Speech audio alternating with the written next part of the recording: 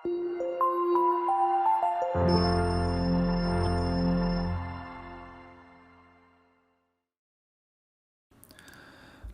ಸ್ನೇಹಿತರೆ, ಅಮೋಘ ವರ್ಷ ಕೋಚಿಂಗ್ ಸೆಂಟರ್ ಯೂಟ್ಯೂಬ್ ಚಾನಲ್ಗೆ ನಿಮಗೆಲ್ಲ ಸ್ವಾಗತ. ಇವತ್ತಿನ ಪ್ರಮುಖವಾದಂತಹ ಕರೆಂಟ್ ಅಫೇರ್ಸ್ ಟಾಪಿಕ್ಗಳನ್ನು ಡಿಸ್ಕಸ್ ಮಾಡೋಣ. ಇವತ್ತಿನ ಟಾಪಿಕ್ಗಳನ್ನು ಡಿಸ್ಕಸ್ ಮಾಡೋದಕ್ಕಿಂತ ಮುಂಚೆ ಕಳೆದ ಸೆಷನ್ನಲ್ಲಿ ಕೇಳಲಾದಂತಹ ಪ್ರಶ್ನೆಯ ಸರಿಯಾದ ಉತ್ತರ ಏನು ಅಂತ ಮೊದಲು ತಿಳಿದುಕೊಳ್ಳೋಣ. ಯುನೆಸ್ಕೋದ ವಿಶ್ವ ಪರಂಪರೆಯ ತಾಣವಾದಂತಹ ಢೋಲಾವೀರ ಎಲ್ಲಿದೆ ಅಂತ ಪ್ರಶ್ನೆಯನ್ನು ಕೇಳಲಾಗಿತ್ತು. ಆಪ್ಷನ್ಗಳಲ್ಲಿ ರಾಜಸ್ಥಾನ್, ಪಂಜಾಬ್, ಗುಜರಾತ್ ಅಥವಾ ಹರಿಯಾಣ ಅಂತ ನೀಡಲಾಗಿದ್ದು ಸರಿಯಾದ ಉತ್ತರ ಏನು ಅಂತಂದರೆ ಆಪ್ಷನ್ 3 ಗುಜರಾತ್. ಈ ಸಿಂಧೂ ಬಯಲಿನ ನಾಗರಿಕತೆಗೆ ಸಂಬಂಧಪಟ್ಟಂತಹ ಅವಶೇಷಗಳು ಕಂಡುಬಂದಂತಹ ಢೋಲಾವೀರ ಪ್ರದೇಶವನ್ನು ಯುನೆಸ್ಕೋದ ವಿಶ್ವ ಪರಂಪರೆಯ ತಾಣವನ್ನಾಗಿ ಗುರುತಿಸಲಾಗಿದೆ.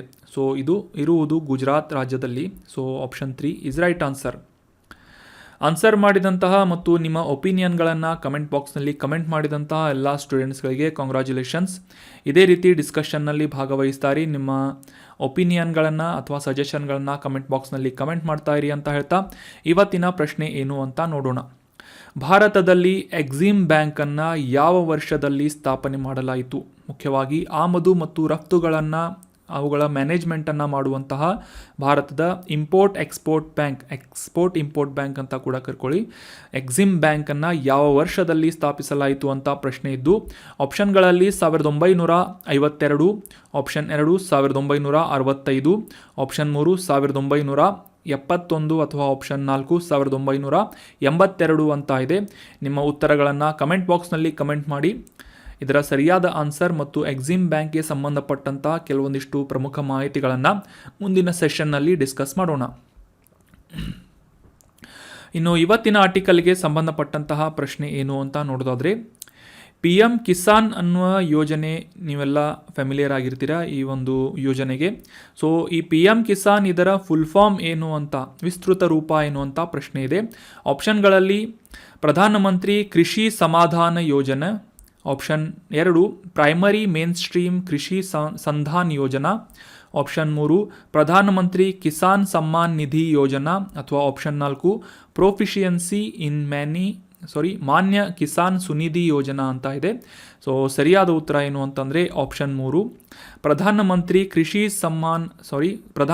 ಕಿಸಾನ್ ಸಮ್ಮಾನ್ ನಿಧಿ ಯೋಜನೆ ಅನ್ನೋದು ಈ PM ಕಿಸಾನ್ ಯೋಜನೆಯ ಸರಿಯಾದಂಥ ಉತ್ತರವಾಗಿದೆ. So option 3 is right answer. ಇದರ ಒಂದು ಕಾಂಟೆಕ್ಸ್ಟನ್ನು ಅರ್ಥ ಮಾಡ್ಕೊಳ್ಳೋದಾದರೆ, ಅಂದರೆ PM ಕಿಸಾನ್ ಅನ್ನುವ ಈ ಒಂದು ಯೋಜನೆ ಯಾಕೆ ನ್ಯೂಸ್ನಲ್ಲಿತ್ತು ಅಂತ ಅರ್ಥ ಮಾಡ್ಕೊಳ್ಳೋದಾದರೆ, ಇತ್ತೀಚೆಗೆ ಈ ಒಂದು PM ಕಿಸಾನ್ಗೆ ಸಂಬಂಧಪಟ್ಟಂತಹ ಈ ಒಂದು ಯೋಜನೆಗೆ ಸಂಬಂಧಪಟ್ಟಂತಹ ಹೊಸ ಮೊಬೈಲ್ ಅಪ್ಲಿಕೇಶನನ್ನು ಡೆವಲಪ್ ಮಾಡಲಾಗಿದೆ ಅಂತ ನ್ಯೂಸ್ನಲ್ಲಿ ಪಬ್ಲಿಷ್ ಆಗಿತ್ತು. ಕೇಂದ್ರ ಕೃಷಿ ಮತ್ತು ರೈತರ ಕಲ್ಯಾಣ ಸಚಿವಾಲಯದಿಂದ ಈ ಒಂದು ಅಪ್ಲಿಕೇಶನನ್ನು ಬಿಡುಗಡೆ ಮಾಡಲಾಗಿದೆ ಅಂತ ಹೇಳಲಾಗಿದೆ. ಸೊ ಹೀಗಾಗಿ ಈ PM ಕಿಸಾನ್ ಅಪ್ಲಿಕೇಶನ್ ಕುರಿತಾದಂತಹ ಕೆಲವೊಂದಿಷ್ಟು ಪ್ರಮುಖ ಮಾಹಿತಿಗಳನ್ನು ಈ ಒಂದು ಆರ್ಟಿಕಲ್ನಲ್ಲಿ ಡಿಸ್ಕಸ್ ಮಾಡೋಣ. ಸೊ ಅದಕ್ಕಿಂತ ಮುಂಚೆ ಈ PM ಕಿಸಾನ್ ಯೋಜನೆ ಏನು ಮತ್ತು ಇದರ ಉದ್ದೇಶ ಏನು ಅಂತ ಡೀಟೇಲ್ ಆಗಿ ಡಿಸ್ಕಸ್ ಮಾಡೋಣ. ಮುಖ್ಯವಾಗಿ ಕೇಂದ್ರ ವಲಯದ ಒಂದು ಸೆಂಟ್ರಲ್ ಸೆಕ್ಟರ್ ಯೋಜನೆಯಾಗಿ PM ಕಿಸಾನ್ ಯೋಜನೆಯನ್ನು ಫೆಬ್ರವರಿ 2019 ಪ್ರಾರಂಭ ಮಾಡಲಾಯಿತು. ಇದರ ಮುಖ್ಯ ಉದ್ದೇಶ ಏನು ಅಂತಂದರೆ, ಬೆಳೆ ಆರೋಗ್ಯ ಮತ್ತು ಈ ನಿರೀಕ್ಷಿತ ಕೃಷಿ ಆದಾಯವನ್ನು ಪಡೆಯುವಂತಹ ನಿಟ್ಟಿನಲ್ಲಿ ರೈತರಿಗೆ ಈ ಒಂದು ಇನ್ಪುಟನ್ನು ನೀಡುವಂತಹ ಸಂದರ್ಭದಲ್ಲಿ ಅಥವಾ ಬೆಳೆ ಬಿತ್ತನೆ ಮಾಡುವಂತಹ ಸಂದರ್ಭದಲ್ಲಿ ಅವಶ್ಯಕವಾಗಿರುವಂತಹ ಕೆಲವೊಂದಿಷ್ಟು ವಸ್ತುಗಳ ಪೂರೈಕೆ ಮಾಡುವಂತಹ ನಿಟ್ಟಿನಲ್ಲಿ ಆರ್ಥಿಕ ಅಗತ್ಯತೆಗಳನ್ನು ಪೂರೈಸುವಂತಹ ಆರ್ಥಿಕ ಸಹಾಯವನ್ನು ನೀಡುವಂತಹ ಒಂದು ಯೋಜನೆ PM ಕಿಸಾನ್ ಯೋಜನೆಯಾಗಿದೆ. ಸೊ ಇದರ ಒಂದು ಅಡಿಯಲ್ಲಿ ಫಲಾನುಭವಿಗಳಿಗೆ ಈ ಭೂಮಿಯನ್ನು ಹೊಂದಿದಂತಹ ಎಲ್ಲ ಭಾರತದ ರೈತರಿಗೂ ಕೂಡ 3 ಸಮಾನ ಕಂತುಗಳಲ್ಲಿ ವರ್ಷಕ್ಕೆ 6,000 ರೂಪಾಯಿಗಳಷ್ಟು ಹಣವನ್ನು ಡೈರೆಕ್ಟ್ ಬೆನಿಫಿಟ್ ಟ್ರಾನ್ಸ್ಫರ್ ಅಥವಾ ಈ ಫಲಾನುಭವಿಗಳ ರೈತರ ಬ್ಯಾಂಕ್ ಖಾತೆಗಳಿಗೆ ನೇರವಾಗಿ ಹಣವನ್ನು ವರ್ಗಾವಣೆ ಮಾಡುವುದರ ಮೂಲಕ ಈ ಆರ್ಥಿಕ ಸಹಾಯವನ್ನು ನೀಡುವಂತಹ ಉದ್ದೇಶವನ್ನು PM ಕಿಸಾನ್ ಅನ್ನುವ ಯೋಜನೆ ಹೊಂದಿದೆ. ಸೊ ಇದರ ಸಂಪೂರ್ಣವಾದಂತಹ ಒಂದು ಫಂಡಿಂಗ್ಸನ್ನು ಅಥವಾ ಈ ಒಂದು ಆರ್ಥಿಕ ಸಹಾಯವನ್ನು ಭಾರತದ ಕೇಂದ್ರ ಸರ್ಕಾರದಿಂದ ಕಂಪ್ಲೀಟಾಗಿ ಈ ಫಂಡಿಂಗ್ಸನ್ನು ಪ್ರೊವೈಡ್ ಮಾಡಲಾಗುತ್ತೆ. ಸೊ ಇದು ಒಂದು ಕೇಂದ್ರ ವಲಯದ ಅಥವಾ ಸೆಂಟ್ರಲ್ ಸೆಕ್ಟರ್ ಸ್ಕೀಮ್ ಆಗಿದೆ. ಸೊ ಇನ್ನು ಇತ್ತೀಚೆಗೆ ಡೆವಲಪ್ ಮಾಡಲಾದಂತಹ ಈ PM ಕಿಸಾನ್ ಅಪ್ಲಿಕೇಶನ್ ಕುರಿತಾದಂತಹ ಮಾಹಿತಿಯನ್ನು ಡಿಸ್ಕಸ್ ಮಾಡೋದಾದರೆ, ಈ ಒಂದು ಫಲಾನುಭವಿಗಳನ್ನು ಗುರುತಿಸುವಂತಹ ನಿಟ್ಟಿನಲ್ಲಿ KYCಯನ್ನು ಮಾಡಲಾಗ್ತಾ ಇತ್ತು. ಆಧಾರ್ ಕಾರ್ಡ್ಗಳನ್ನು ಲಿಂಕ್ ಮಾಡುವುದರ ಮೂಲಕ KYCಯನ್ನು ಲಿಂಕ್ ಮಾಡಲಾಗ್ತಾ ಇತ್ತು ಅಥವಾ KYCಯನ್ನು ಕಂಪ್ಲೀಟ್ ಮಾಡಲಾಗ್ತಾ ಇತ್ತು. ಸೊ ಈ ಒಂದು PM Kisan mobile application develop ಮಾಡುವುದರ ಮೂಲಕ ರೈತರಿಗೆ ಯಾವುದೇ ರೀತಿಯಾಗಿ OTP ಅಥವಾ ಫಿಂಗರ್ ಪ್ರಿಂಟ್ಗಳ ಅವಶ್ಯಕತೆ ಇಲ್ಲದೆ ಈ ಫೇಸ್ ಅಥೆಂಟಿಕೇಷನ್ ಅಥವಾ ಈ ಫೇಸ್ ರೆಕಾಗ್ನಿಷನ್ ಅಂತ ಏನು ಕರಿತೇವೆ, ಮುಖವನ್ನು ಸ್ಕ್ಯಾನ್ ಮಾಡುವುದರ ಮೂಲಕ KYCಯನ್ನು ಕಂಪ್ಲೀಟ್ ಮಾಡುವಂತಹ ಒಂದು ಅನುಕೂಲವನ್ನು ಈ PM ಕಿಸಾನ್ ಅಪ್ಲಿಕೇಶನ್ ಮಾಡಿಕೊಳ್ತಾ ಇದೆ. ಅಂದರೆ ಈ ರೈತರು ಮೊಬೈಲ್ಗಳ ಮುಖಾಂತರ ಈ ಒಂದು KYC ಅನ್ನುವ ಈ ಒಂದು ಫೇಶಿಯಲ್ ರೆಕಾಗ್ನಿಷನ್ ಅಥವಾ ಫೇಸ್ ಅಥೆಂಟಿಕೇಷನ್ ಸ್ಕ್ಯಾನ್ ಮಾಡುವುದರ ಮೂಲಕ KYCಯನ್ನು ಕಂಪ್ಲೀಟ್ ಮಾಡಬಹುದಾಗಿರುತ್ತೆ. ಈ ಫಲಾನುಭವಿಗಳಿಗೆ ಯಾವುದೇ ರೀತಿಯಾಗಿ ಬೇರೆ ಕಡೆಗೆ ಹೋಗಿ KYCಯನ್ನು ನಡೆಸಿಕೊಡುವಂತಹ ಅನ್ನುವ ಒಂದು ಅವಶ್ಯಕತೆ ಇರುವುದಿಲ್ಲ. ಡೈರೆಕ್ಟಾಗಿ ಅವರ ಮೊಬೈಲ್ ಫೋನ್ಗಳಲ್ಲಿ ಈ KYCಯನ್ನು ಕಂಪ್ಲೀಟ್ ಮಾಡುವಂತಹ ಅನುಕೂಲವನ್ನು ಈ PM ಕಿಸಾನ್ ಅಪ್ಲಿಕೇಶನ್ ಮಾಡಿಕೊಡ್ತಾ ಇದೆ. So that was about detailed information of PM Kisan. ಇನ್ನು ಮುಂದಿನ ಆರ್ಟಿಕಲ್ಗೆ ಸಂಬಂಧಪಟ್ಟಂತಹ ಪ್ರಶ್ನೆಯನ್ನು ನೋಡೋದಾದರೆ, ಜೀರಿಗೆ ಬೆಳೆಗೆ ಸಂಬಂಧಪಟ್ಟಂತೆ ಈ ಕೆಳಗಿನ ಹೇಳಿಕೆಗಳಲ್ಲಿ ಯಾವುದು ತಪ್ಪಾದಂತಹ ಸ್ಟೇಟ್ಮೆಂಟ್ ಆಗಿದೆ ಅಂತ ಗುರುತಿಸಬೇಕಾಗಿದ್ದು, ಆಪ್ಷನ್ 1 ಈ ಜೀರಿಗೆ ಕೃಷಿ ವರ್ಷದ ರಾಬಿ ಋತುವಿನಲ್ಲಿ ಬೆಳೆಯಲಾಗುವಂತಹ ಒಂದು ಬೆಳೆಯಾಗಿದೆ ಅಂತ ಇದೆ. ಆಪ್ಷನ್ 2 ಭಾರತವು ಜೀರಿಗೆಯನ್ನು ಅತಿ ಹೆಚ್ಚಾಗಿ ಉತ್ಪಾದಿಸುವಂತಹ ದೇಶವಾಗಿದೆ ಅಂತ ಇದೆ. ಆಪ್ಷನ್ 3 ಈ ಜೀರಿಗೆ ಮೂಲತಃವಾಗಿ ಭಾರತೀಯ ಉಪಖಂಡದ ಮಸಾಲೆ ಪದಾರ್ಥವಾಗಿದೆ ಅಂತ ಇದೆ. ಆಪ್ಷನ್ 4 ಮೇಲಿನ ಯಾವುದೂ ಅಲ್ಲ ಅಂತ ಇದೆ. ಸೊ ತಪ್ಪಾದಂತಹ ಸ್ಟೇಟ್ಮೆಂಟನ್ನು ಗುರುತಿಸಬೇಕಾಗಿದ್ದರಿಂದ ಆಪ್ಷನ್ 3 ಜೀರಿಗೆ ಮೂಲತಃ ಭಾರತೀಯ ಉಪಖಂಡದ ಮಸಾಲೆ ಪದಾರ್ಥವಾಗಿದೆ ಅನ್ನುವ ಸ್ಟೇಟ್ಮೆಂಟ್ ರಾಂಗ್ ಆಗುತ್ತೆ. ಸೊ ಸರಿಯಾದ ಉತ್ತರ ಆಪ್ಷನ್ 3. ಯಾಕಂತಂದರೆ ಇದು ಮೂಲತಃ ಮೆಡಿಟರೇನಿಯನ್ ಪ್ರದೇಶಕ್ಕೆ ಸಂಬಂಧಿಸಿದಂತಹ ಒಂದು ಬೆಳೆಯಾಗಿದೆ. ಭಾರತದಲ್ಲೂ ಕೂಡ ಈ ಒಂದು ಜೀರಿಗೆಯನ್ನು ಅತಿ ಹೆಚ್ಚಾಗಿ ಉತ್ಪಾದನೆ ಮಾಡಲಾಗುತ್ತೆ. ಅಷ್ಟಲ್ಲದೆ ಇದು ರಾಬಿ ಋತುವಿನಲ್ಲಿ ಬೆಳೆಯಲಾಗುವಂತಹ ಒಂದು ಕೃಷಿ ಉತ್ಪನ್ನ ಅಥವಾ ಬೆಳೆಯಾಗಿದೆ. ಸೊ 2 ಸ್ಟೇಟ್ಮೆಂಟ್ಗಳು ಕರೆಕ್ಟ್ ಆಗುತ್ತೆ. 3ನೇ ಸ್ಟೇಟ್ಮೆಂಟ್ ಈಸ್ ರಾಂಗ್ ಆಪ್ಷನ್. ಇನ್ನು ಈ ಕಾಂಟೆಕ್ಸ್ಟನ್ನು ಅರ್ಥ ಮಾಡ್ಕೊಳ್ಳೋದಾದರೆ, ಇತ್ತೀಚೆಗೆ ಈ ಜೀರಿಗೆ ಕೃಷಿಗೆ ಸಂಬಂಧಪಟ್ಟಂತೆ ಒಂದು ನ್ಯೂಸ್ ಪಬ್ಲಿಷ್ ಆಗಿತ್ತು. ಭಾರತದಲ್ಲಿ ಬೆಳೆಯಲಾಗುವಂತಹ ಈ ಜೀರಿಗೆಯ ಬೆಲೆ ಜಾಗತಿಕವಾಗಿ ಅಭೂತಪೂರ್ವ ಏರಿಕೆಯನ್ನು ಕಂಡಿದೆ. ಅಂದರೆ ಜೀರಿಗೆ ಸಾಕಷ್ಟು ತುಟ್ಟಿಯಾಗಿದೆ ಅಂತ ಸಿಂಪಲ್ ಆಗಿ ನಾವು ಅಂಡರ್ಸ್ಟ್ಯಾಂಡ್ ಮಾಡ್ಕೋಬೋದಾಗಿದೆ. ಸೊ ಹೀಗಾಗಿ ಈ ಜೀರಿಗೆ ಕೃಷಿಗೆ ಸಂಬಂಧಪಟ್ಟಂತಹ ಕೆಲವೊಂದಿಷ್ಟು ಪ್ರಮುಖ ಮಾಹಿತಿಗಳನ್ನು ಈ ಒಂದು ಆರ್ಟಿಕಲ್ನಲ್ಲಿ ಡಿಸ್ಕಸ್ ಮಾಡೋಣ. ಮುಖ್ಯವಾಗಿ ಈ ಮೆಡಿಟರೇನಿಯನ್ ಪ್ರದೇಶಕ್ಕೆ ಸ್ಥಳೀಯವಾದಂತಹ ಒಂದು ಕೃಷಿ ಉತ್ಪನ್ನ ಜೀರಿಗೆಯಾಗಿ ಗುರುತಿಸಿಕೊಳ್ಳುತ್ತೆ. ಪ್ರಾಚೀನ ಈಜಿಪ್ಟ್ ಮತ್ತು ಗ್ರೀಸ್ ಮತ್ತು ರೋಮನ್ ಸಾಮ್ರಾಜ್ಯದಲ್ಲಿ ಈ ಜೀರಿಗೆಯ ಒಂದು ಪದಾರ್ಥವನ್ನು ಬಳಸಲಾಗ್ತಾ ಇತ್ತು ಅಂತ ಐತಿಹಾಸಿಕವಾಗಿ ಮೆನ್ಷನ್ ಮಾಡಲಾಗಿದೆ. ಸೊ ಈ ಜೀರಿಗೆ ಸುಗಂಧ ಭರಿತವಾದಂತಹ ಬೀಜವಾಗಿದ್ದು ಭಾರತೀಯ ಭಕ್ಷ್ಯಗಳಲ್ಲಿ ಅತಿ ಹೆಚ್ಚಾಗಿ ಬಳಸಲಾಗುವಂತಹ ರುಚಿಯನ್ನು ಹೆಚ್ಚಿಸುವಂತಹ ಒಂದು ಪದಾರ್ಥವಾಗಿ ಜೀರಿಗೆಯನ್ನು ಬಳಸಲಾಗುತ್ತೆ. ಸೊ ಅಷ್ಟೇ ಅಲ್ಲದೆ ಈ ಜೀರಿಗೆ ತೈಲದಿಂದ ಬ್ಯಾಕ್ಟೀರಿಯಾ ವಿರೋಧಿ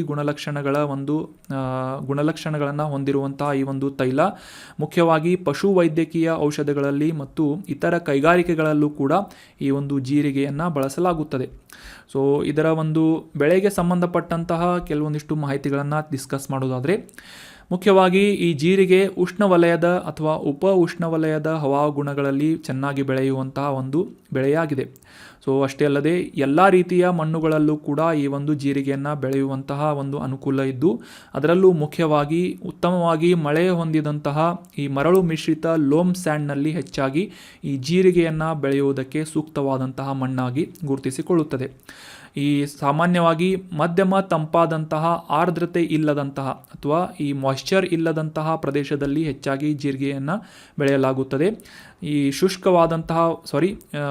ಆರ್ದ್ರತೆ ಇಲ್ಲದ ಅಂದರೆ ಈ ಒಂದು ಮಾಯ್ಶ್ಚರ್ ಇಲ್ಲದಂತಹ ಪ್ರದೇಶದಲ್ಲಿ ಜೀರಿಗೆಯನ್ನು ಬೆಳೆಯಲಾಗುತ್ತೆ ಮತ್ತು ಶುಷ್ಕವಾದಂತಹ ವಾತಾವರಣ ಈ ಒಂದು ಜೀರಿಗೆ ಬೆಳೆಗೆ ಅಗತ್ಯವಾದಂತಹ ಒಂದು ಹವಾಗುಣವಾಗಿರುತ್ತದೆ. ಈ ರಾಬಿ ಕೃಷಿ ಬೆಳೆಯುವಂತಹ ಒಂದು ಸೀಸನ್ನಲ್ಲಿ ಅಥವಾ ಋತುಮಾನದಲ್ಲಿ ಈ ಜೀರಿಗೆಯನ್ನು ಬೆಳೆಯಲಾಗುತ್ತೆ. ಸಾಮಾನ್ಯವಾಗಿ ಅಕ್ಟೋಬರ್ನಿಂದ ನವೆಂಬರ್ವರೆಗೆ ಇದನ್ನು ಬಿತ್ತನೆ ಮಾಡಿ ಮುಂದೆ ಫೆಬ್ರವರಿ ಅಥವಾ ಮಾರ್ಚ್ನಲ್ಲಿ ಈ ಜೀರಿಗೆಯನ್ನು ಕೊಯ್ಲು ಮಾಡಲಾಗುತ್ತೆ. ಭಾರತದಲ್ಲಿ ಗುಜರಾತ್ ಮತ್ತು ರಾಜಸ್ಥಾನಗಳಲ್ಲಿ ಅಂದರೆ ಶುಷ್ಕ ವಾತಾವರಣ ಇರಬೇಕು ಅಂತ ಡಿಸ್ಕಸ್ ಮಾಡಿದ್ವಿ. ಸೊ ಗುಜರಾತ್ ಮತ್ತು ರಾಜಸ್ಥಾನದಲ್ಲಿ ಅತಿ ಹೆಚ್ಚಾಗಿ ಈ ಜೀರಿಗೆಯನ್ನು ಬೆಳೆಯಲಾಗುತ್ತದೆ. ಭಾರತದ ಇತರ ರಾಜ್ಯಗಳಲ್ಲೂ ಕೂಡ ಜೀರಿಗೆಯನ್ನು ಬೆಳೆದರೂ ಕೂಡ ಅತಿ ಹೆಚ್ಚಾಗಿ ಗುಜರಾತ್ ಮತ್ತು ರಾಜಸ್ಥಾನದಲ್ಲಿ ಈ ಜೀರಿಗೆಯ ಕೃಷಿಯನ್ನು ಮಾಡಲಾಗುತ್ತೆ. ಭಾರತವು ಜಾಗತಿಕವಾಗಿ ಉತ್ಪಾದನೆ ಮಾಡುವಂತಹ ಸುಮಾರು 70%ನಷ್ಟು ಜೀರಿಗೆಯ ಬೆಳೆಯ ಉತ್ಪಾದನೆಯನ್ನು ಮಾಡುವುದಾದರೆ ಉಳಿದಂತೆ ಸಿರಿಯಾ, ತುರ್ಕಿ, USA, ಇರಾನ್ ಈ ರಾಷ್ಟ್ರಗಳಲ್ಲಿ ಸುಮಾರು ಉಳಿದಂತಹ 30%ನಷ್ಟು ಜೀರಿಗೆಯ ಒಂದು ಪೂರೈಕೆಯನ್ನು ಜಾಗತಿಕವಾಗಿ ಮಾಡಲಾಗ್ತಾ ಇದೆ. ಸೊ ನೆನ್ಪಿಟ್ಕೊಳ್ಳಿ, ಜೀರಿಗೆ ಕೃಷಿಯನ್ನು ಅಥವಾ ಜೀರಿಗೆ ಬೆಳೆಯನ್ನು ಅತಿ ಹೆಚ್ಚಾಗಿ ಬೆಳೆಯುವಂತಹ ದೇಶ ಯಾವುದು ಅಂತಂದರೆ ಭಾರತ ಆಗಿದೆ.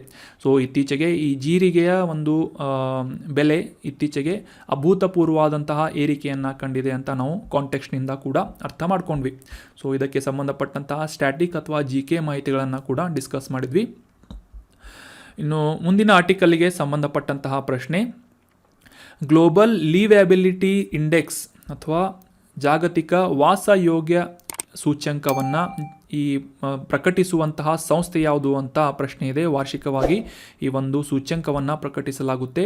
ಸೊ ಯಾವ ಸಂಸ್ಥೆಯಿಂದ ಈ ಒಂದು ಇಂಡೆಕ್ಸನ್ನು ಪಬ್ಲಿಷ್ ಮಾಡಲಾಗುತ್ತೆ ಅಂತ ಪ್ರಶ್ನೆ ಇದ್ದು, ಆಪ್ಷನ್ಗಳಲ್ಲಿ World Economic Forum, option 2 World Bank, option 3 Global Economic Management ಅಥವಾ ಆಪ್ಷನ್ 4 ಎಕನಾಮಿಸ್ಟ್ ಇಂಟೆಲಿಜೆನ್ಸ್ ಯೂನಿಟ್ ಅಂತ ಇದೆ. ಸರಿಯಾದ ಉತ್ತರ ಏನು ಅಂತಂದರೆ option 4 Economist Intelligence Unit EIU ಅನ್ನುವ ಈ ಒಂದು ಸಂಸ್ಥೆಯ ಮೂಲಕ ವಾರ್ಷಿಕವಾಗಿ ಗ್ಲೋಬಲ್ ಲಿವೇಬಿಲಿಟಿ ಇಂಡೆಕ್ಸನ್ನು ಪಬ್ಲಿಷ್ ಮಾಡಲಾಗುತ್ತೆ. So option 4 is right answer. ಕಾಂಟೆಕ್ಸ್ಟನ್ನು ಮೊದಲಿಗೆ ಅರ್ಥ ಮಾಡ್ಕೊಳ್ಳೋದಾದರೆ 2023ರ ಜಾಗತಿಕ ಜೀವನ ನಿರ್ವಹಣೆ ಸೂಚ್ಯಂಕ ಅಥವಾ ಗ್ಲೋಬಲ್ ಲಿವೇಬಿಲಿಟಿ ಇಂಡೆಕ್ಸನ್ನು ಎಕನಾಮಿಸ್ಟ್ ಇಂಟೆಲಿಜೆನ್ಸ್ ಯೂನಿಟ್ ಅನ್ನುವ ಒಂದು ಸಂಸ್ಥೆಯಿಂದ ಪಬ್ಲಿಷ್ ಮಾಡಲಾಗಿದೆ ಅಂತ ನ್ಯೂಸ್ನಲ್ಲಿ ಪಬ್ಲಿಷ್ ಆಗಿತ್ತು. ಸೊ ಹೀಗಾಗಿ ಈ ಒಂದು ಇಂಡೆಕ್ಸ್ ಅಥವಾ ಸೂಚ್ಯಂಕದ ಕುರಿತಾದಂತಹ ಕೆಲವೊಂದಿಷ್ಟು ಪ್ರಮುಖ ಮಾಹಿತಿಗಳು ನಮಗೆ examination point of view important ಆಗುತ್ತೆ. ಸೊ ಹೀಗಾಗಿ ಈ ಒಂದು ಮಾಹಿತಿಗಳನ್ನು ಡಿಸ್ಕಸ್ ಮಾಡೋಣ. ವಿಶ್ವದಾದ್ಯಂತ ಸುಮಾರು 173 ನಗರಗಳ ಒಂದು ಸರ್ವೆಯನ್ನು ಮಾಡುವುದರ ಮೂಲಕ ಆ ಒಂದು ನಗರಗಳಲ್ಲಿರುವಂತಹ ವ್ಯಕ್ತಿಯ ಜೀವನ ಶೈಲಿಗೆ ಸಂಬಂಧಪಟ್ಟಂತೆ ಕೆಲವೊಂದಿಷ್ಟು ಇಂಡಿಕೇಟರ್ಗಳನ್ನು ಅಥವಾ ಮ್ಯಾಟ್ರಿಕ್ಸ್ಗಳನ್ನು ಪರಿಗಣನೆಗೆ ತೆಗೆದುಕೊಂಡು ಈ ಒಂದು ಗ್ಲೋಬಲ್ ಲಿವೇಬಿಲಿಟಿ ಇಂಡೆಕ್ಸ್ ಅನ್ನುವ ಸೂಚ್ಯಂಕವನ್ನು ಪಬ್ಲಿಷ್ ಮಾಡಲಾಗುತ್ತೆ. ಈ ಒಂದು ಮೆಟ್ರಿಕ್ಗಳನ್ನು ನೋಡೋದಾದರೆ ಆರೋಗ್ಯ, ಆಯಾ ನಗರದಲ್ಲಿರುವಂತಹ ಜನರ ಸಂಸ್ಕೃತಿ, ಆಯಾ ನಗರದಲ್ಲಿನ ಪರಿಸರ, ಶಿಕ್ಷಣ ಮತ್ತು ಆರ್ಥಿಕ ಮತ್ತು ಸಾಮಾಜಿಕ ಸ್ಥಿರತೆಯನ್ನು ಮೂಲವಾಗಿ ಆಧಾರವಾಗಿಟ್ಕೊಂಡು ಈ ಗ್ಲೋಬಲ್ ಲಿವೇಬಿಲಿಟಿ ಇಂಡೆಕ್ಸನ್ನು ಎಕನಾಮಿಸ್ಟ್ ಇಂಟೆಲಿಜೆನ್ಸ್ ಯೂನಿಟ್ ಅನ್ನುವ ಸಂಸ್ಥೆಯಿಂದ ಪಬ್ಲಿಷ್ ಮಾಡಲಾಗುತ್ತೆ. ಸೊ ಮುಖ್ಯವಾಗಿ ಆಯಾ ನಗರಗಳಲ್ಲಿ ಜೀವನ ಗುಣಮಟ್ಟವನ್ನು ಒದಗಿಸುವಲ್ಲಿ ಯಾವ ರೀತಿಯಾಗಿ ನಗರಗಳಲ್ಲಿ ಒಂದು ಅನುಕೂಲವನ್ನು ಮಾಡಿಕೊಡಲಾಗಿದೆ ಅನ್ನುವ ಒಂದು ವಿಷಯಗಳನ್ನು ಆಧಾರವಾಗಿಟ್ಕೊಂಡು ಈ ಒಂದು ಇಂಡೆಕ್ಸನ್ನು ಅಥವಾ ಸೂಚ್ಯಂಕವನ್ನು ಪಬ್ಲಿಷ್ ಮಾಡಲಾಗುತ್ತೆ. ಇನ್ನು 2023ರ ಈ ಒಂದು ವರದಿಯ ಮುಖ್ಯಾಂಶಗಳನ್ನು ನೋಡೋದಾದರೆ ಮೊದಲ ಸ್ಥಾನವನ್ನು ಆಸ್ಟ್ರಿಯಾ ದೇಶದ ವಿಯೆನ್ನಾ ನಗರ ಪಡೆದುಕೊಂಡಿದ್ರೆ, ಅದಾದ ನಂತರ ಈ ಡೆನ್ಮಾರ್ಕ್ನ ಕೋಪನ್ಹೆಗೆನ್, ನಂತರ ಮೆಲ್ಬೋರ್ನ್ ಮತ್ತು ಆಸ್ಟ್ರೇಲಿಯಾದ ಸಿಡ್ನಿ ನಗರಗಳು ಈ ಗ್ಲೋಬಲ್ ಲಿವೇಬಿಲಿಟಿ ಇಂಡೆಕ್ಸ್ನಲ್ಲಿ ಈ ಹೆಚ್ಚಿನ ಸ್ಥಾನವನ್ನು ಅಥವಾ ಮೊದಲ 4 ರ್ಯಾಂಕ್ಗಳನ್ನು ಪಡೆದುಕೊಂಡಿವೆ. ನಂತರದ ಈ ಒಂದು ಇಂಡೆಕ್ಸ್ನಲ್ಲಿ ಬಾಟಮ್ 3 ಅಥವಾ ಈ ಕಡೆಯ ಸ್ಥಾನವನ್ನು ಪಡೆದುಕೊಂಡಂತಹ ನಗರಗಳು ಯಾವುವು ಅಂತಂದರೆ ಅಲ್ಜೀರಿಯಾದ ಅಲ್ಜೀರ್ಸ್ ಅನ್ನುವ ನಗರ, ಲಿಬಿಯಾದ ಟ್ರಿಪೋಲಿ ಅನ್ನುವ ನಗರ ಮತ್ತು ಸಿರಿಯಾದ ಡಮಾಸ್ಕಸ್ ನಗರ ಈ ಒಂದು ಪಟ್ಟಿಯಲ್ಲಿ ಕೊನೆಯ ಸ್ಥಾನವನ್ನು ಪಡೆದುಕೊಂಡಂತಹ ನಗರಗಳಾಗಿವೆ.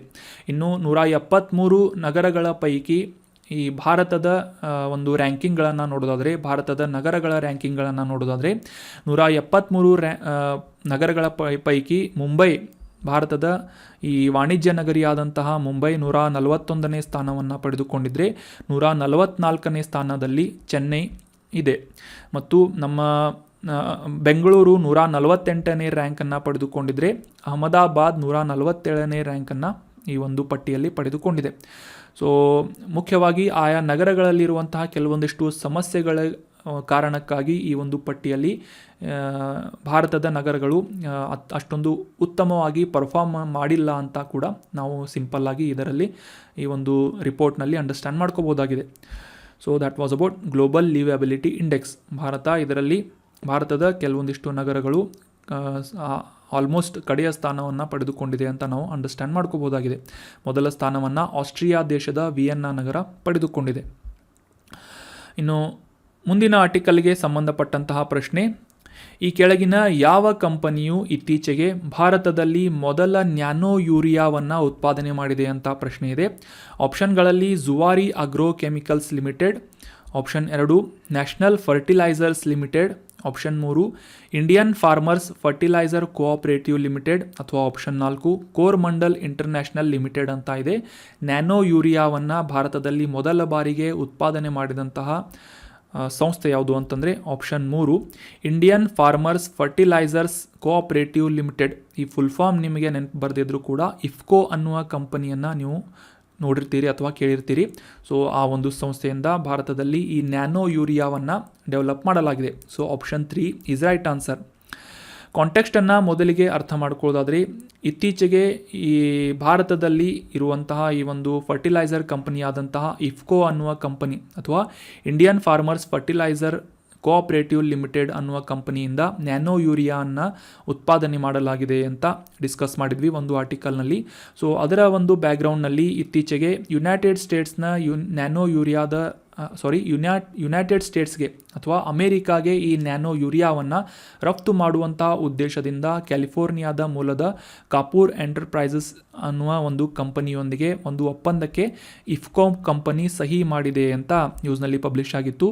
ಸೊ ಹೀಗಾಗಿ ಈ ನ್ಯಾನೋ ಯೂರಿಯಾಕ್ಕೆ ಸಂಬಂಧಪಟ್ಟಂತಹ ಕೆಲವೊಂದಿಷ್ಟು ಬೇಸಿಕ್ ಇನ್ಫಾರ್ಮೇಷನ್ಗಳು ನಮಗೆ examination point of view important ಆಗುತ್ತೆ. ಸೊ ಹೀಗಾಗಿ ಆ ಒಂದು ಇನ್ಫಾರ್ಮೇಷನನ್ನು ಮತ್ತೊಮ್ಮೆ ರಿವೈಸ್ ಮಾಡ್ಕೊಂಡು ಬಿಡೋಣ.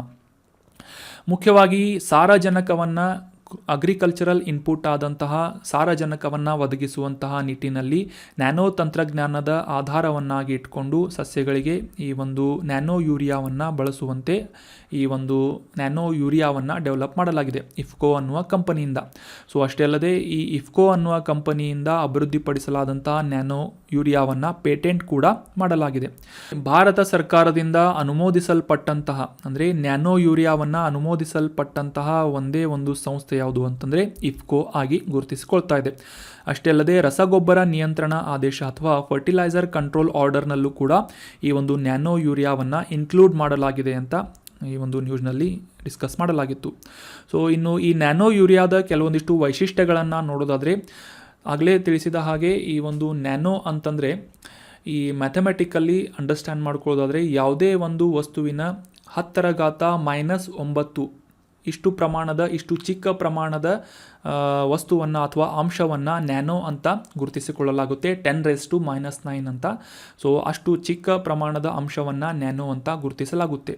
ಸೊ ಸಾಂಪ್ರದಾಯಿಕವಾಗಿ ಬಳಸಲಾಗುವಂತಹ ಈ ನ್ಯಾನೋ ಯೂರಿಯಾದ ಅಂಶಗಳಿಗೆ ಕಂಪೇರ್ ಮಾಡಿದರೆ ಈ ನ್ಯಾನೋ ಯೂರಿಯಾ ಸುಮಾರು 20-50 ನ್ಯಾನೋಮೀಟರ್ನಷ್ಟು ಗಾತ್ರವನ್ನು ಹೊಂದಿದ್ದು ಹೆಚ್ಚಿನ ಮೇಲ್ಮೈ ವಿಸ್ತೀರ್ಣವನ್ನು ಕೂಡ ಹೊಂದಿದಂತಹ ಒಂದು ಯೂರಿಯಾ ಆಗಿ ಗುರುತಿಸಿಕೊಳ್ಳುತ್ತೆ. ಸೊ ಇದೇ ಒಂದು ಕಾರಣಕ್ಕಾಗಿ ಸಾಮಾನ್ಯವಾಗಿ 4% ಒಟ್ಟು ಸಾರಜನಕವನ್ನು ಒದಗಿಸುವಂತಹ ಒಂದು ಕೆಪ್ಯಾಸಿಟಿ ಈ ನ್ಯಾನೋ ಯೂರಿಯಾ ಹೊಂದಿದೆ ಅಂತ ನಾವು ಅಂಡರ್ಸ್ಟ್ಯಾಂಡ್ ಮಾಡ್ಕೋಬೋದಾಗಿದೆ.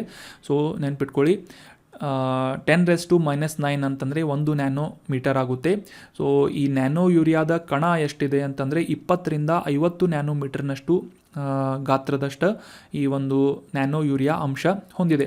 ಸೊ ಸಾಮಾನ್ಯವಾದಂಥ ಒಂದು ಯೂರಿಯಾಗೆ ಅಥವಾ ಯೂರಿಯಾದ ಕಣಕ್ಕೆ ಕಂಪೇರ್ ಮಾಡಿದರೆ ಹೆಚ್ಚಿನ ಮೇಲ್ಮೈ ವಿಸ್ತೀರ್ಣ ಅಥವಾ ಸರ್ಫೇಸ್ ಏರಿಯಾವನ್ನು ಕೂಡ ಈ ನ್ಯಾನೋ ಯೂರಿಯಾ ಹೊಂದಿದೆ. ಸೊ 4%ನಷ್ಟು ಒಟ್ಟು ಸಾರಜನಕ ಅಥವಾ ನೈಟ್ರೋಜನನ್ನು ಒದಗಿಸುವಂತಹ ಸಾಮರ್ಥ್ಯ ಈ ನ್ಯಾನೋ ಯೂರಿಯಾ ಹೊಂದಿದೆ. ಇನ್ನು ಭವಿಷ್ಯದಲ್ಲಿ ಈ ನ್ಯಾನೋ ಯೂರಿಯಾವನ್ನು ಬಳಸುವುದರಿಂದ ಯಾವ ರೀತಿಯಾದಂತಹ ಪ್ರಯೋಜನಗಳು ಆಗಲಿವೆ ಅಂತ ತಿಳ್ಕೊಳ್ಳೋದಾದರೆ, ಎಲ್ಲಕ್ಕಿಂತ ಮುಖ್ಯವಾಗಿ ರೈತರು ತಮ್ಮ ಭೂಮಿಗಳಲ್ಲಿ ಸಾಮಾನ್ಯವಾಗಿ ಹೆಚ್ಚು ಪ್ರಮಾಣದ ಯೂರಿಯಾಗಳನ್ನು ಬಳಸ್ತಾರೆ ಅಂತ ಕಂಪ್ಲೇಂಟ್ ಬರ್ತಾ ಇರುತ್ತೆ. ಸೊ ಇದೇ ಒಂದು ಹೆಚ್ಚಾದಂಥ ಯೂರಿಯಾವನ್ನು ಬಳಸುವುದರಿಂದ ಭೂಮಿಯ ಫಲವತ್ತತೆ ಅಥವಾ ಅದರ ಒಂದು ಫರ್ಟಿಲಿಟಿ ಕಡಿಮೆಯಾಗುವಂಥ ಕಾರಣ ಅಥವಾ ಒಂದು ಪರಿಣಾಮಕ್ಕೂ ಕೂಡ ಕಾರಣವಾಗುತ್ತದೆ.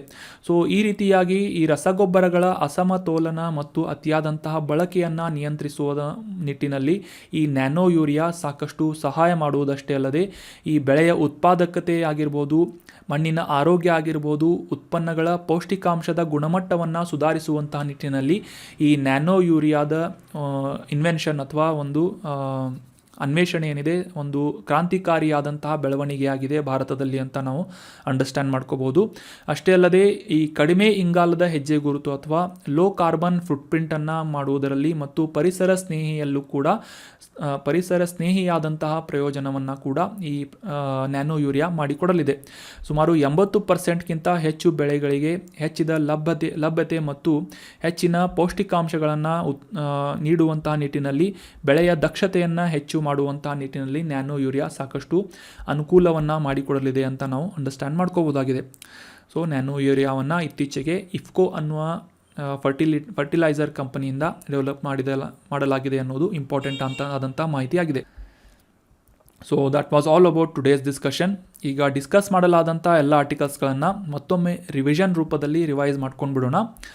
ಮೊದಲನೇ ಆರ್ಟಿಕಲ್ನಲ್ಲಿ ನಾವು ಈ ಪ್ರಧಾನಮಂತ್ರಿ ಕಿಸಾನ್ ಸಮ್ಮಾನ್ ನಿಧಿ ಯೋಜನೆ ಕುರಿತಾದಂತಹ ಮಾಹಿತಿಗಳನ್ನು ಡಿಸ್ಕಸ್ ಮಾಡಿದ್ವಿ. ಇತ್ತೀಚೆಗೆ ಈ ಫೇಸ್ ಅಥೆಂಟಿಕೇಷನ್ಗೆ ಸಂಬಂಧಪಟ್ಟಂಥ KYCಯನ್ನು ಕಂಪ್ಲೀಟ್ ಮಾಡುವಂಥ ನಿಟ್ಟಿನಲ್ಲಿ ಒಂದು ಮೊಬೈಲ್ ಅಪ್ಲಿಕೇಶನನ್ನು ಡೆವಲಪ್ ಮಾಡಲಾಗಿದೆ ಅಂತ ಈ ಒಂದು ಪ್ರಧಾನಮಂತ್ರಿ ಕಿಸಾನ್ ಸಮ್ಮಾನ್ ನಿಧಿ ಯೋಜನೆ ಕುರಿತಾದಂಥ ಡೀಟೇಲ್ ಮಾಹಿತಿಗಳನ್ನು ಕೂಡ ಡಿಸ್ಕಸ್ ಮಾಡಿದ್ವಿ. ನಂತರದ ಆರ್ಟಿಕಲ್ನಲ್ಲಿ ಈ ಜೀರಿಗೆ ಕೃಷಿಗೆ ಸಂಬಂಧಪಟ್ಟಂತಹ ಕೆಲವೊಂದಿಷ್ಟು ಬೇಸಿಕ್ ಇನ್ಫಾರ್ಮೇಷನ್ಗಳು ಮತ್ತು ಇತ್ತೀಚೆಗೆ ಬಂದಂತಹ ಜೀರಿಗೆ ಕೃಷಿಗೆ ಸಂಬಂಧಪಟ್ಟಂತಹ ನ್ಯೂಸನ್ನು ಕೂಡ ಡಿಸ್ಕಸ್ ಮಾಡಿದ್ವಿ. ಭಾರತವು ಜಾಗತಿಕವಾಗಿ ಅತಿ ಹೆಚ್ಚಾದಂತಹ ಕೃಷಿಯನ್ನು ಅಥವಾ ಜೀರಿಗೆ ಕೃಷಿಯನ್ನು ಮಾಡುವಂತಹ ದೇಶವಾಗಿದೆ ಅಂತ ಕೂಡ ಇನ್ಫಾರ್ಮೇಷನನ್ನು ನೋಟ್ ಮಾಡ್ಕೊಂಡ್ವಿ. ಅದೇ ರೀತಿಯಾಗಿ ನಂತರದ ಆರ್ಟಿಕಲ್ನಲ್ಲಿ ಈ ಎಕನಾಮಿಸ್ಟ್ ಇಂಟೆಲಿಜೆನ್ಸ್ ಯೂನಿಟ್ ಅನ್ನುವ ಈ ಒಂದು ಸಂಸ್ಥೆಯ ಮೂಲಕ ಜಾಗತಿಕ ಜೀವನ ನಿರ್ವಹಣೆ ಸೂಚ್ಯಂಕ ಅಥವಾ ಗ್ಲೋಬಲ್ ಲಿವೆಬಿಲಿಟಿ ಇಂಡೆಕ್ಸನ್ನು ಪಬ್ಲಿಷ್ ಮಾಡಲಾಗಿದೆ. 173 ನಗರಗಳಲ್ಲಿ ಭಾರತದ ಮುಂಬೈ, ಚೆನ್ನೈ, ಅಹಮದಾಬಾದ್, ಬೆಂಗಳೂರು ಎಷ್ಟನೇ ರ್ಯಾಂಕನ್ನು ಪಡೆದುಕೊಂಡಿವೆ ಅಂತ ಡಿಸ್ಕಸ್ ಮಾಡಿದ್ವಿ. ನಂತರದ ಆರ್ಟಿಕಲ್ನಲ್ಲಿ ಈ ನ್ಯಾನೋ ಯೂರಿಯಾಗೆ ಸಂಬಂಧಪಟ್ಟಂತಹ ಬೇಸಿಕ್ ಇನ್ಫಾರ್ಮೇಷನ್ಗಳು ಮತ್ತು ಇತ್ತೀಚೆಗೆ ಬಂದಂತಹ ಈ ಒಂದು ನ್ಯೂಸನ್ನು ಕೂಡ ಡಿಸ್ಕಸ್ ಮಾಡಿದ್ವಿ. So that was all about today's discussion. ನಿಮ್ಮ ಯಾವುದೇ ಸಜೆಷನ್ಗಳಿದ್ದರೆ ಕಮೆಂಟ್ ಬಾಕ್ಸ್ನಲ್ಲಿ ಕಮೆಂಟ್ ಮಾಡಿ ಮತ್ತು ಈ ಆರ್ಟಿಕಲ್ ಡಿಸ್ಕಸ್ ಮಾಡುವಂತಹ ಸಂದರ್ಭದಲ್ಲಿ ಕೇಳಲಾದಂತಹ ಪ್ರಶ್ನೆಗೆ ಸರಿಯಾದ ಉತ್ತರವನ್ನು ಕಮೆಂಟ್ ಬಾಕ್ಸ್ನಲ್ಲಿ ಕಮೆಂಟ್ ಮಾಡಿ. ಈ ಕಂಟೆಂಟನ್ನು ನಿಮ್ಮ ಎಲ್ಲ ಫ್ರೆಂಡ್ಸ್ಗಳ ಜೊತೆ ಶೇರ್ ಮಾಡಿ ಅಂತ ಹೇಳ್ತಾ thank you so much for joining the discussion. Have a nice day.